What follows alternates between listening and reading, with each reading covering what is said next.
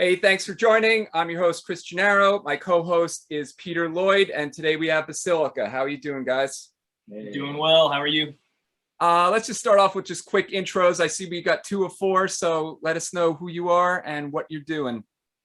Gotcha. My name is Reilly. I do vocals in the band. Yeah, what's up? My name's Chandler, and I play bass. Okay, and Brady and Cameron couldn't make it. I guess they're sick or whatnot. Yeah. Let's just jump right into your self-titled, I guess it's your first full length. Yep. On Inner Strength. You guys got a couple EPs out. How did the deal with Inner Strength work out? Inner Strength is great. We're having a great time with them. We have a friend of ours who did both of our single album covers, or like the single covers off this album, who lives in Charlotte, North Carolina. And he knows Jason from Inner Strength. His name is Mark. And I think there was a point in time where Jason was looking for some bands to sign. And there's another North Carolina band on the label called Violent Life, Violent Death. And all of us kind of know each other. And Mark ended up telling Jason about us. And one day we got contacted by Jason, and he wanted to start talking about potentially signing together. And we ended up making it happen. Cool. They're from Pennsylvania, I think? They are, yes. So you just know the one other, or do you know any other bands on the label? Yep. We know Violent Life, Violent Death, and then there's also Desolation. Yep, another band, Nuclear Desolation, who we did a short tour with 2019. So. Okay. Yeah, you guys talked about, I saw a couple other interviews. You said that you used to do a lot of shows, and obviously that came to a screeching halt. So you guys were able to do a mini tour, up the East Coast? Yeah. We, let's see. Kind of southwest, kind of around. Yeah. We went to Tennessee, and then up to West Virginia, and a couple of Virginia dates. Yeah. So we kind of went in a circle, starting at Tennessee. And okay, because that's definitely south from you guys. Okay. Yeah. How was the response in Tennessee? It was pretty good, honestly. First time playing Tennessee, there was a fairly small crowd, but the people who did see us enjoyed it. So I think we sold a few shirts. Did you headline that, or did you support another band? Yeah, we were technically headlining that. Yep. Cool. I guess let's just talk about your sound and stuff, because I think that's one of the most interesting. Well, it's the most interesting thing about every band, right? But you guys have a unique blend of stuff.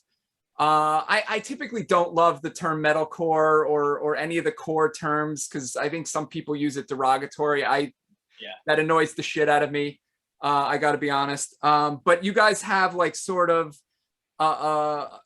equal parts of like, the thrash influence and even some prog stuff in there.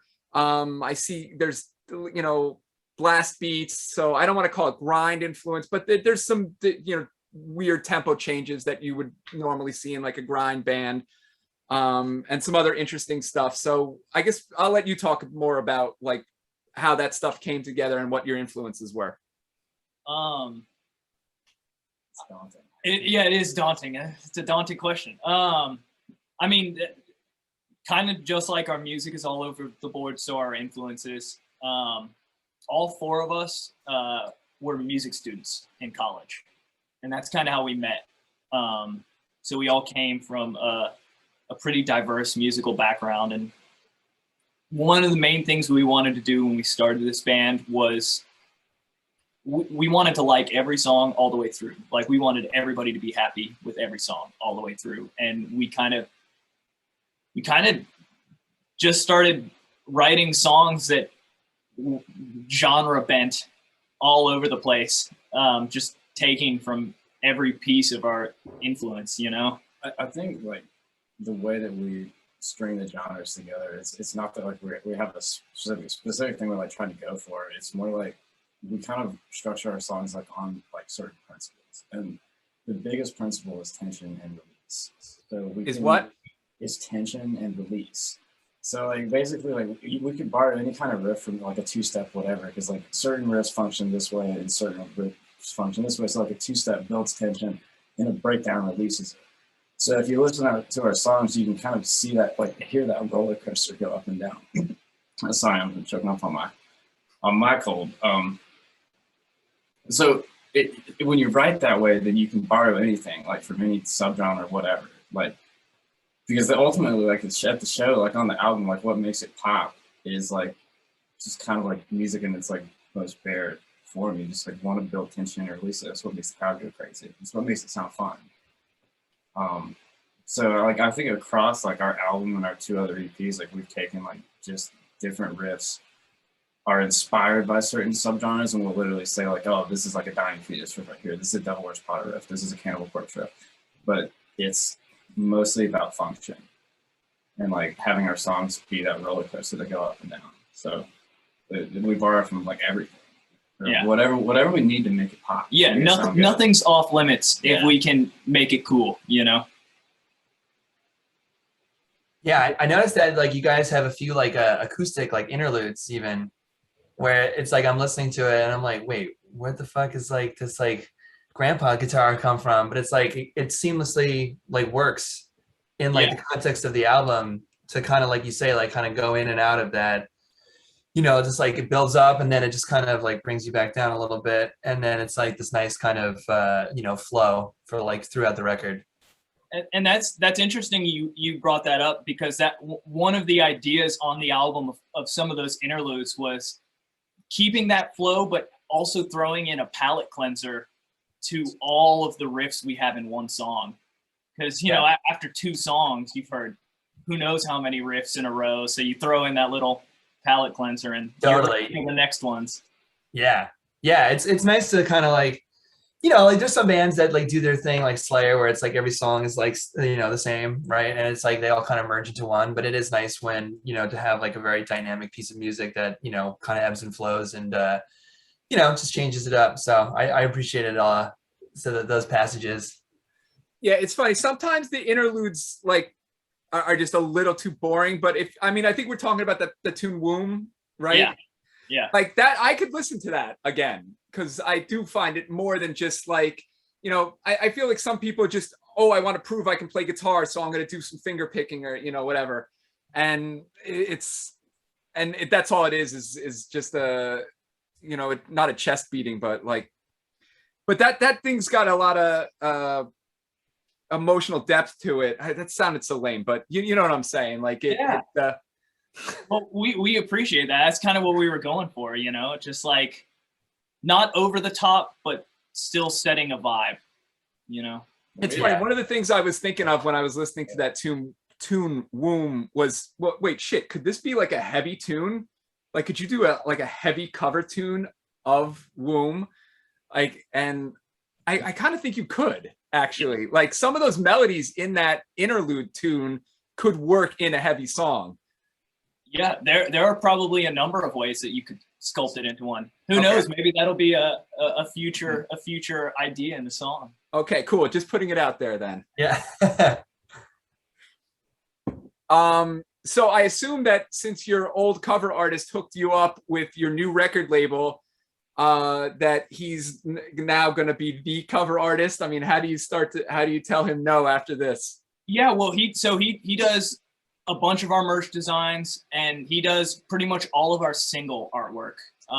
So like the Grinding Teeth and Starved singles that came out before the album, he did both of those. Okay, so he did not do the album cover then? He didn't do the album cover. Okay. Yeah, he did the singles. Yep. Yeah, the guy who did the album cover is a fellow named Adam Yates. And honestly, there was so we were planning on using the same artist who did our EP album covers.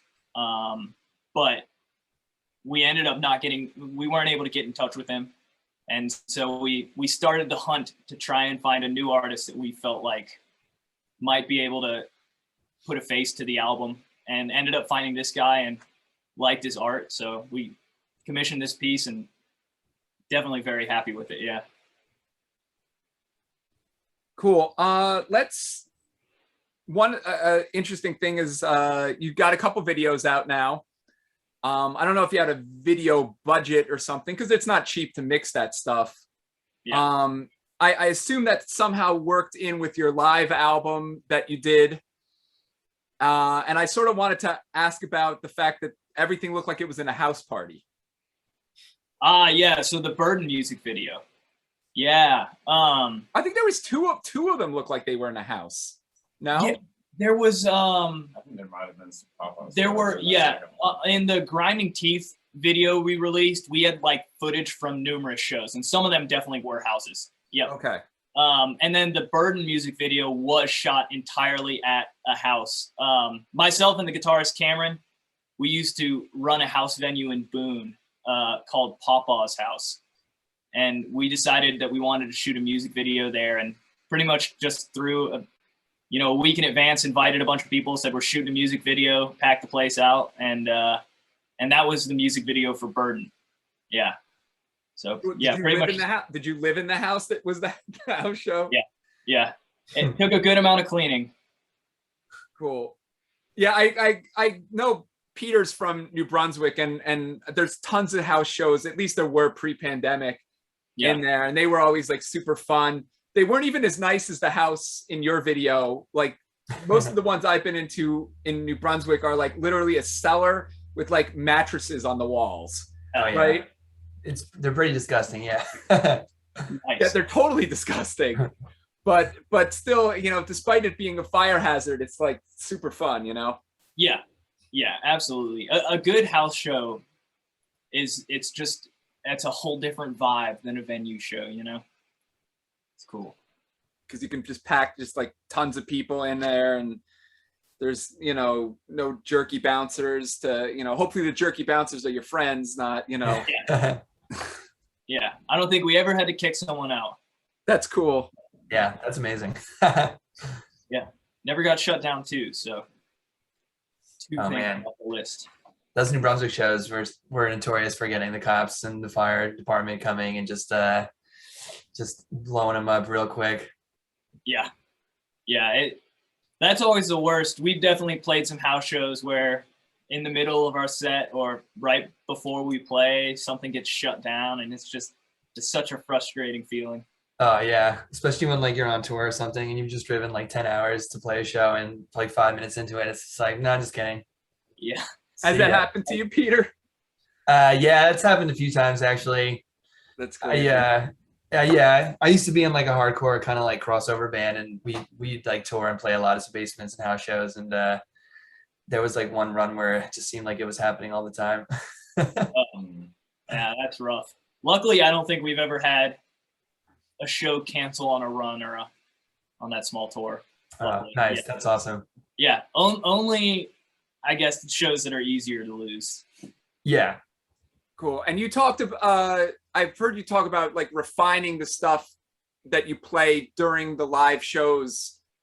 And I got to think that sort of makes you want to do heavier stuff, or seeing what people respond to, whether it's in the pit or just the general vibe of the place.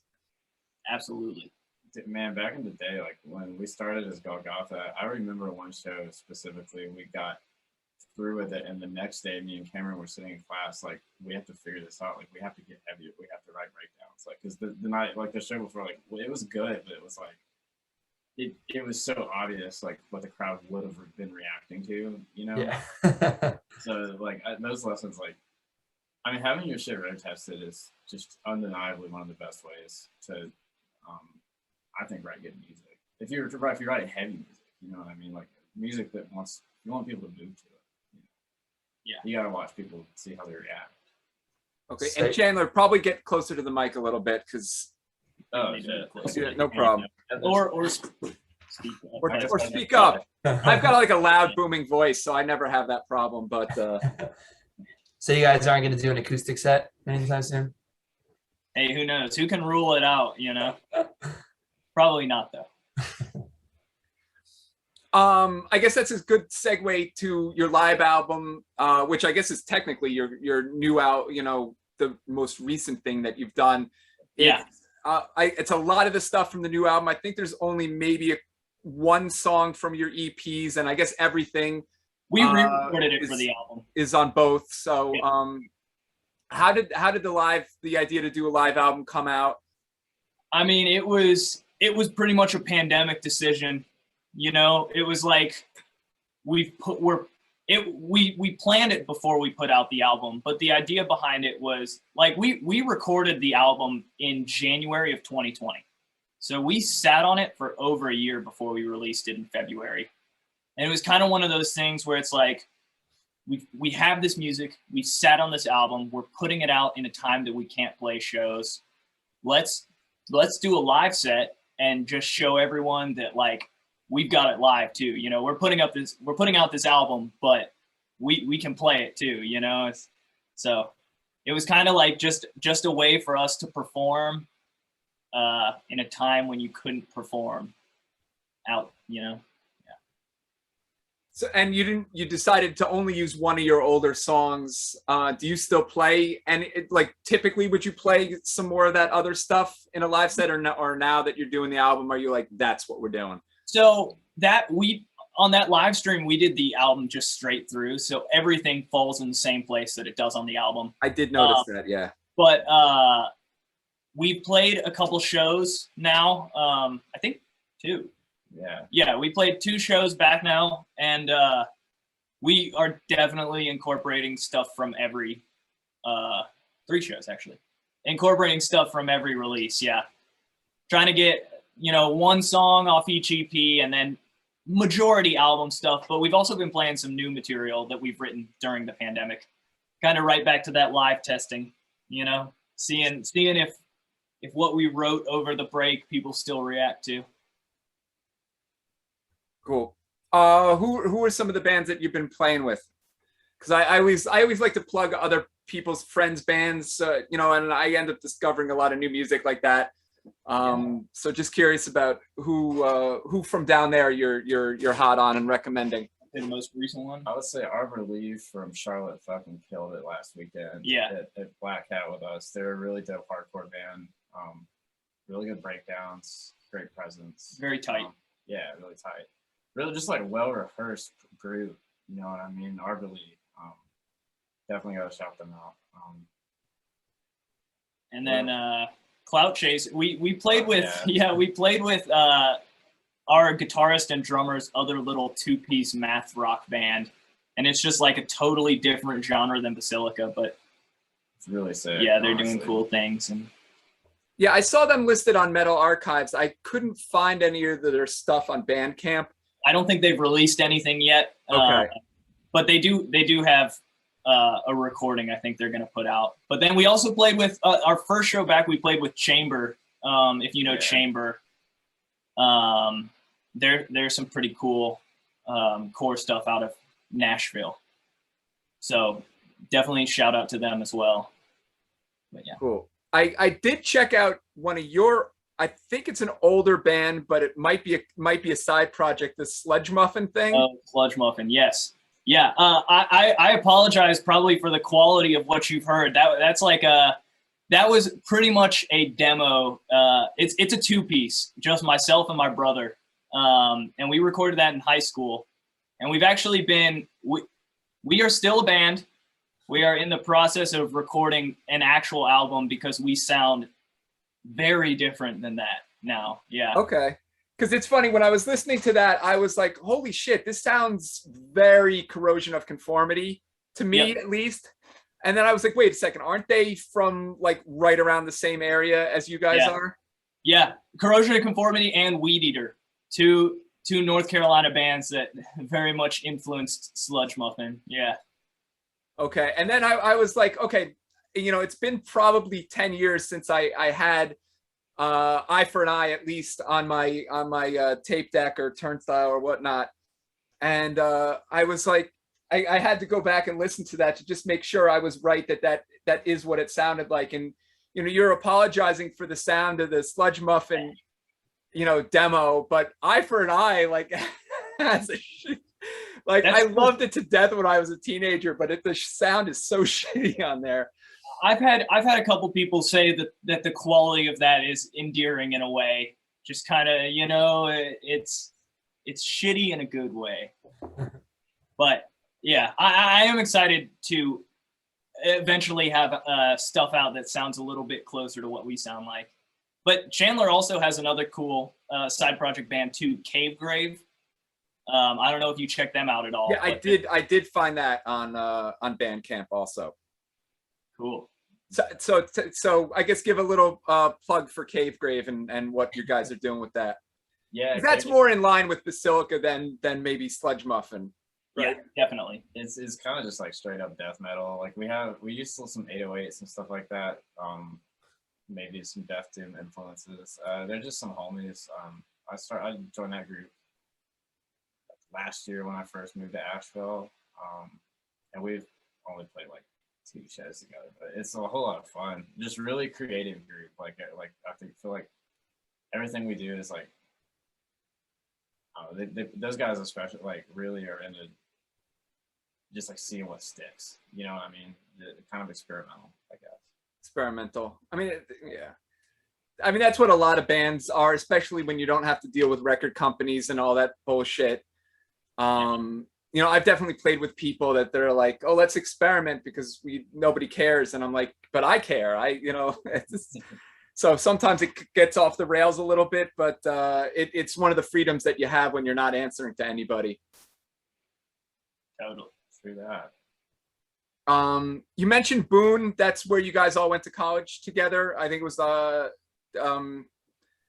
or was it high school and college? It was just college. Yeah, we're all from different places in North Carolina, but we all went to college at App State for music in Boone, and that's where we all met. So yeah, now the other two live in Boone, and Chandler and I live in Asheville.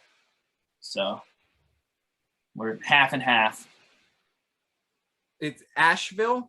Asheville, yep. Okay, not to be confused with Nashville. No. Asheville, Nashville, yeah, very similar. Yeah, I'm half deaf, so a lot of that stuff sounds the same to me. I'm like, huh, what? I love it. Asheville is awesome, man. It's got such a cool scene.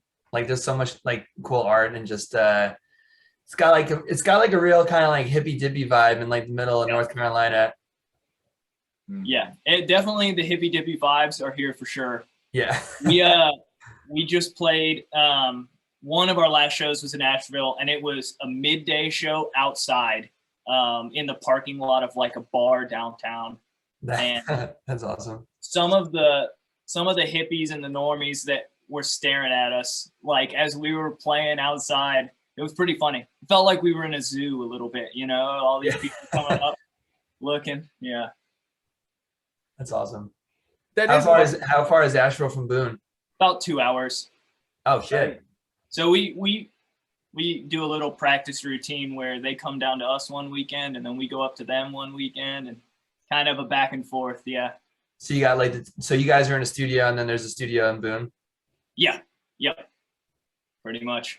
Yeah, it's funny interviewing bands because I sometimes I ask about ex-members and they're like, oh, they moved, a half an hour away and it was too far. And then I'll interview a band the next week and it's like, yeah, we live in different states and it's cool. Yeah. So it's just funny what's a problem for one band is like a saving grace of another because they'd be like, yeah, we'd kill each other if we were in the same state. Okay. Yeah, it works out. Got a note here that one of your songs is about you chopping off your finger. Oh yeah. My ring finger, I don't know if you can see that. It's a little messed up. Okay. But yeah, I cut it off on a meat slicer at my old job. Very, very rough injury. But I got a song out of it, so hey. Whatever will inspire, I guess. Yeah. It's a real Tony Iommi right there. Yeah. I got like he cut off his tip, and I cut off like the top. It was weird. Yeah, all the nail was gone. Oh, brutal. Oh yeah. I have a friend who cut off part of his finger on a snowblower, and I'm always telling my kids about him and being like, don't stick your fingers where they don't belong, and Don't be like that guy. What? Don't be like that guy. No, don't be like that guy. He's a good friend of mine, but like that's yeah, you just don't stick your fingers in places. Every time I see like somebody sticking their hand down a garbage disposal, I'm just like cringing. Like, yeah, like, don't. What are you fucking doing? Like, I don't care that it's turned off. I don't even care if it's unplugged. Like, I don't. Yeah, no, it hurts inside. It was a bad situation with like an automatic meat slicer where like my glove got caught. So I was like, it was like dragged into it. Oh no, like slowly watching it. Yeah, it was, well, it wasn't, it was like, I was working and then the next minute it just like dragged it in and I had like just the second of like, is this okay? Like, should I finish my shift? And pretty immediately it was like, oh no, I should probably go to the hospital. Yeah. That is no good. I got some notes that you were like into Power Trip. I can hear that's somewhere some of the thrashy stuff is probably coming from, or yeah, Cameron is big into Power Trip. And I mean like old school thrash metal in general. Like he bumps that all the time. So kind of along with the hair. That kind of took me for a loop and when I first listened to the album and I heard the thrash part and I was like, okay, I was like, here we go. It's like, this is a fun new element. Yeah. Thrash riffs to breakdowns, you know? Yeah. We like to joke that we're like deathcore or metalcore by definition, but not culture, you know? Like we don't necessarily fit with a lot of other bands that might sound like death or metalcore, but in just the idea of metalcore, you know, throwing a thrash riff with the breakdown is and metal and core, you know? Yeah, for sure. I think the only term I hate more than metalcore is new metal. Like this makes my skin crawl. And I always remember, like, I think Kamira was doing an interview and they were like, no, we're not fucking new metal. Like, that's not, we don't listen to that shit. That's not like, we listen to death metal and we listen to, you know, whatever, Carcass and all this other shit. Like, that's, please don't lump us in with that crap. And I do think that, you know, I think new metal is a term that people use for just shitty, like, I don't even want to call it it's like alt metal, really. Yeah, like it's not, it's what, like most of the stuff, like if you want to use it just for shitty bands, then use that term for shitty bands and then like that's fine. Like don't use it for good bands. But yeah, the shitty band. The metalcore thing is tricky though, because there are like a lot of great metalcore bands. Yeah. Right. But it's like, unfortunately, like the term is so synonymous with like that kind of like early 2000s, like Unearth and, you know, like As They Lay Dying and Killswitch and those kind of bands somehow turned into like metalcore. Yeah. Where it's like before that, there was like so many actual like, you know, hardcore influenced metal bands that were like actually metalcore bands that are like, you know, that kind of like got the name tarnished, you know. It's like now it's like everyone thinks of it, it's like, oh, metalcore. It's like, well, yeah, I would agree. Not a lot of people think about the metalcore from the 90s or even earlier 2000s, you know. Yeah, like Burned by the Sun or something, you know. Yeah, totally. And it's interesting to see the history of it, you know, like seeing those bands from the 90s and what eventually the term metalcore meant, you know. And this is where I like to throw my hat in the ring for, you know, I'll take shit for being old and I'll own it and stuff.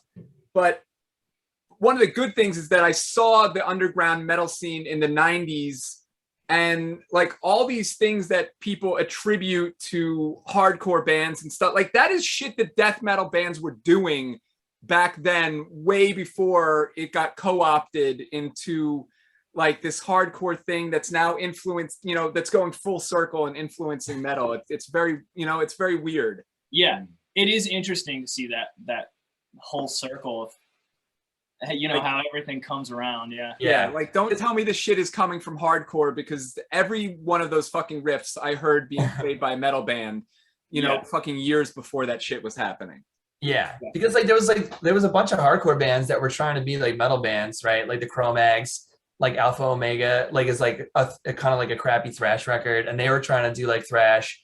And then like, you know, you have like bands like Marauder who were kind of like a hardcore like band that was trying to like play like Obituary style riffs, and then Obituary started to play like Marauder riffs, and then there was like this whole like kind of crossover where like metal bands were playing hardcore riffs and hardcore bands were playing metal riffs, and that's like kind of like where the metalcore, like, you know, you're Burned by the Suns and bands like that kind of came from, like true like a crossover, true like a metalcore band, and then somehow like it got like co-opted into, you know, kind of like shitty out the gates bands. Yeah.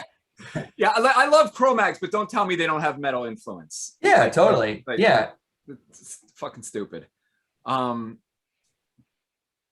other interesting thing I learned about you guys, and this is kind of why I like doing these interview shows, because listening to a band is one thing, but then I'm sort of forced to do like this research and shit for my the interviews. But you guys do standard tuning. Yep. Oh yeah. Chandler, you want to talk about that any? There's some meat to that, honestly. Like we use standard tuning with a 5-string bass.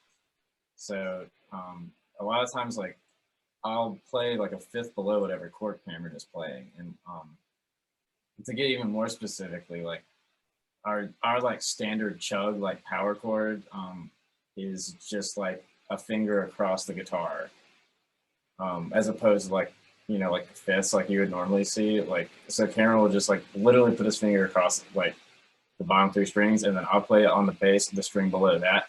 So we'll have like 4 stacked fourths, and that's just like our chord. So it's basically not a chord. It's kind of just noise. So, you know what I mean? Like, there's no harmony. Like, that's why it's so heavy. That's how we can get it to be so heavy in standard tuning, because it's like we don't really use harmony. It's like I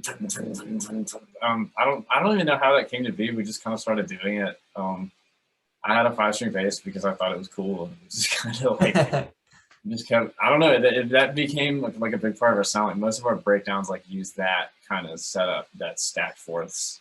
Yeah, it's got like that very kind of like stanky sound, you know. It's just like it's like so like nasty, but it's like so satisfyingly heavy, you know. Yeah. But, yeah, that's cool that you guys are in standard. I definitely wouldn't have guessed that listening to the album. Yeah, and it technically with your low bass, like it's like standard, but it goes even beyond that, you know. Right. But it's like Basilica, I guess. It's just kind of our sound, you know what I mean? Yeah, we tuned to Basilica. Yeah. These like wide dissonant chords that. Yeah, and the dissonance, that's a lot of where it's at, you know. If you're a heavy band, use dissonance, it helps. Yeah, definitely. Where do you guys kind of like get the influence from in terms of like the kind of dissonant stuff? I mean, that's a great question. That honestly, like it was kind of happenstance. Like back in the day, Cameron really wanted to play in standard tuning just because of like old school death metal. And so we just like kept it that way, and we just kept banging around. And then I think like the quote is like, "Oh, it sounds like a 7-string when you just play like that open chord." Yeah. And I don't know, it's just kind of our thing. I mean, a lot of bands use like big panic chords that we listen to, like chamber and like. That's what I was gonna say. Is the panic chords were like a kind of our beginning to dissonance, and it grew from there, you know.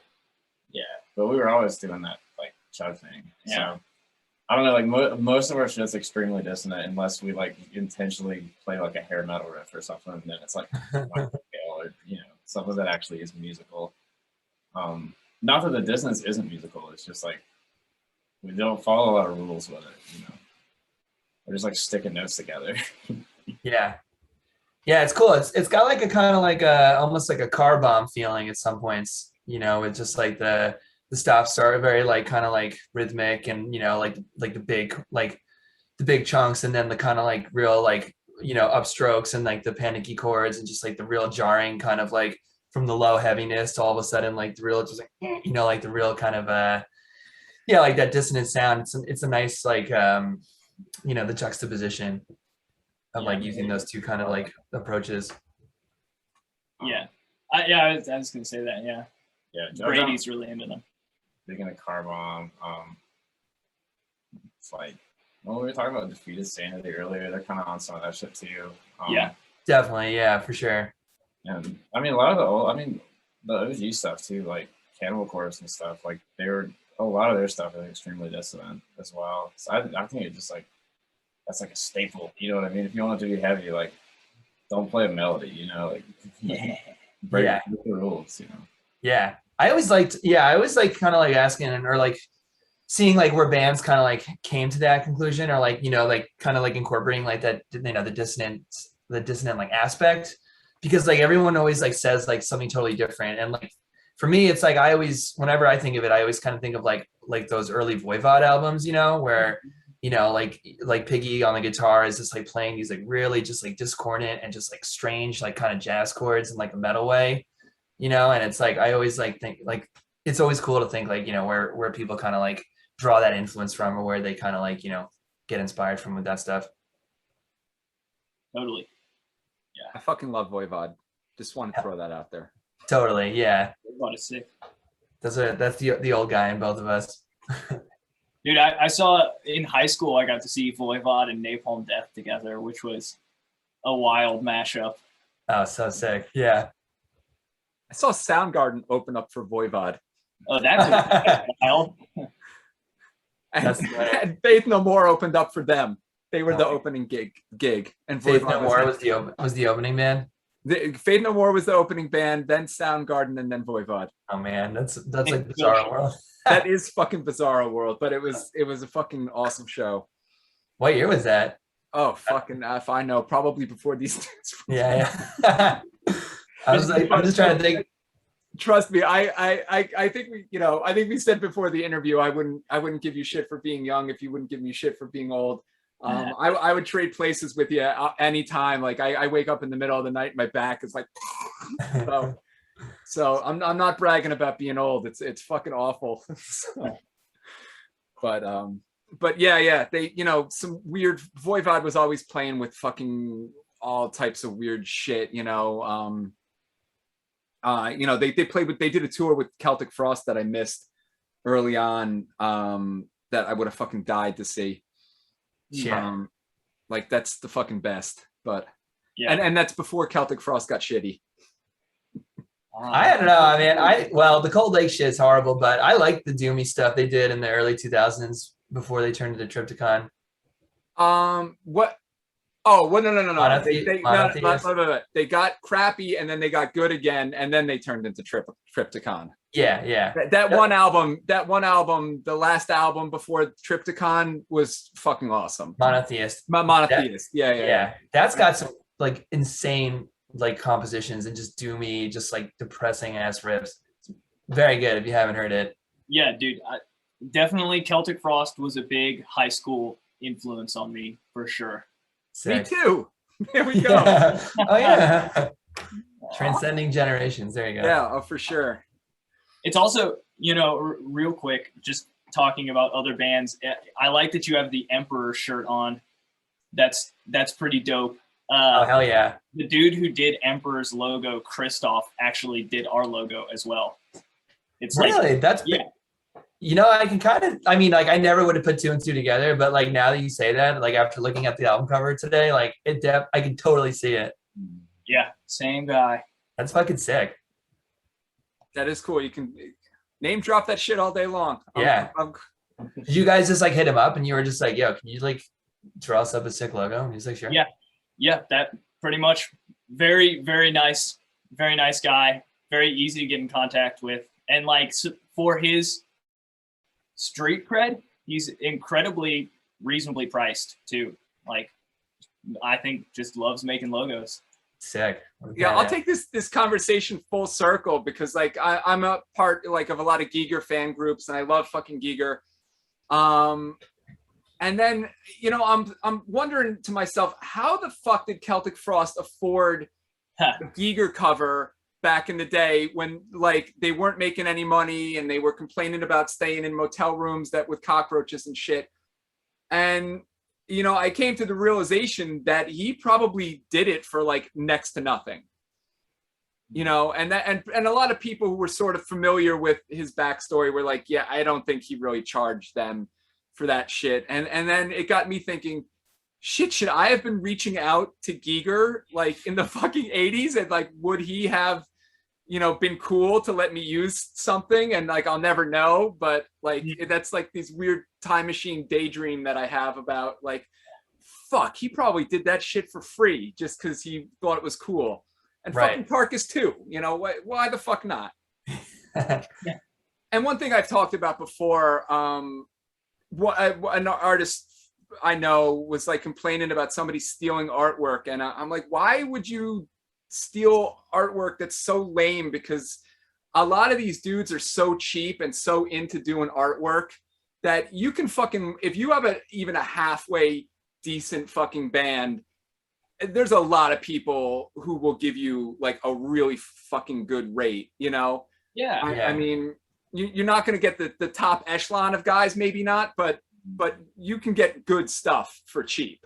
Yeah, I mean, there are a lot of phenomenal artists who will do great work between the $100 and $150 range. You got a band of 4, it shouldn't be that difficult to put that together. $25 a dude. Yeah.